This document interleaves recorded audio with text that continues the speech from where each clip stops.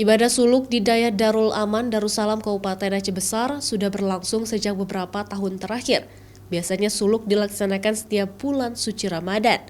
Di daya ini, sebanyak 80 jemaah tahun ini mengikuti pelaksanaan ibadah suluk, baik laki-laki maupun para perempuan.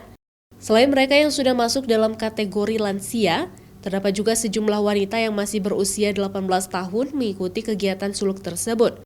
Suluk sendiri berlangsung selama 30 hari, mulai dari awal Ramadan hingga akhir Ramadan.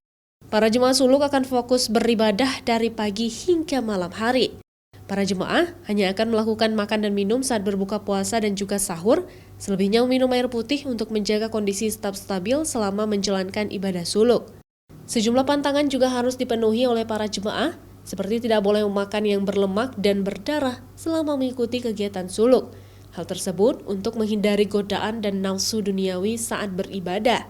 Semua mereka sudah disiapkan oleh panitia di sini, memakan misalnya sayur, makan nasi, makan buah-buahan, tempe, tahu dan sebagainya.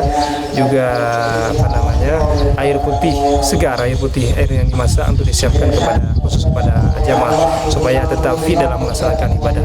Di sini kita fokus ibadah, jam tidurnya hanya beberapa jam seperti malam hari 2 jam, kemudian tidur qailullah ataupun tidurnya Nabi sebelum siang itu sekitar 1 jam. Suluk sendiri dikenal sebagai salah satu cara atau upaya mendekatkan diri kepada Allah dengan perbanyak ibadah maupun zikir, dengan tujuannya diampuni dari segala bentuk kesalahan yang telah diperbuat. Syahril, Kompas TV, Aceh Besar.